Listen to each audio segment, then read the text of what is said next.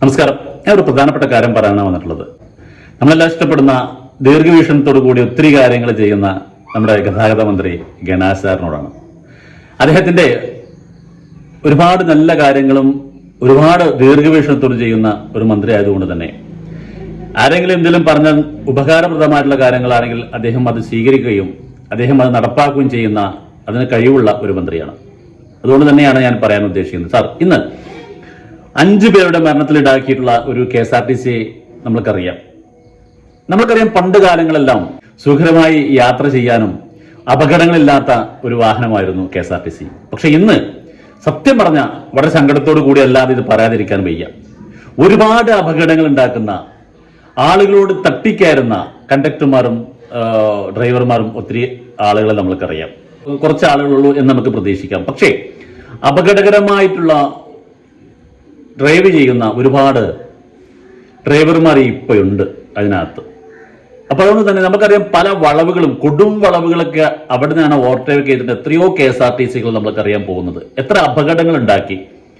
എന്തുകൊണ്ടാണ് ഇങ്ങനെ ഒരു ജനങ്ങൾക്കൊരു വിലയും കൊടുക്കാതെ അപകടങ്ങൾ ഉണ്ടാക്കി പോകുന്ന ഡ്രൈവർമാരെ നമ്മുടെ KSRTCയിൽ കണ്ടുവരുന്നത്? മുമ്പെല്ലാം പ്രൈവറ്റ് ബസ്സുകളിൽ കൂടുതലുണ്ടായിരുന്നു. ഇപ്പൊ പ്രൈവറ്റ് ബസ്സുകൾ കുറവാണ്. പക്ഷെ KSRTC ഒത്തിരി അപകടങ്ങളാണ് ഈ ഡ്രൈവർമാർ ഉണ്ടായിക്കൊണ്ടിരിക്കുന്നത്. നമുക്കറിയാം, ഓവർടേക്ക് ചെയ്യാൻ പറ്റാത്ത സ്ഥലങ്ങളിലാണ് ഈ വലിയ ആനവണ്ടിയും വെച്ചിട്ട് അവർ ഓവർടേക്ക് ചെയ്യുന്നത്. നമുക്കറിയാം, KSRTC വരുമ്പോഴും പണ്ട് നമ്മളെല്ലാവരും തമാശ രൂപത്തിൽ ഓട്ടോറിക്ഷയും അതുപോലെ തന്നെ പ്രൈവറ്റ് ബസ് കണ്ടു കഴിഞ്ഞാൽ നമ്മൾ മാറിക്കൊടുത്തോളാം, അല്ലെങ്കിൽ മരത്തിന്റെ മുകളിൽ കയറിക്കോളാം എന്നൊക്കെ പറഞ്ഞിട്ടുണ്ടായിരുന്നു. അപ്പൊ തിരുത്തി ഇപ്പോൾ ജനങ്ങളല്ല. KSRTC വരികയാണെങ്കിലാണ് കൂടുതൽ ആളുകൾ ഓടി രക്ഷപ്പെടുന്ന അല്ലെങ്കിൽ മരത്തുമ്മ കയറേണ്ട ഒരു അവസ്ഥയിലേക്ക് ഇന്ന് KSRTC ഡ്രൈവർമാർ എത്തിയിട്ടുണ്ട്. അതുകൊണ്ട് എന്റെ പ്രിയപ്പെട്ട മന്ത്രി, ഇങ്ങനെ ഒരു അപകടങ്ങൾ നമുക്കറിയാം വളരെ സങ്കടത്തോടു കൂടി 5 പേരാണ്. മാത്രമല്ല മെഡിക്കൽ വിദ്യാർത്ഥികളാണ്. ആരാണെങ്കിലും ഒരു മനുഷ്യന് വിലയുണ്ട്, ചെറിയ വിലയല്ല.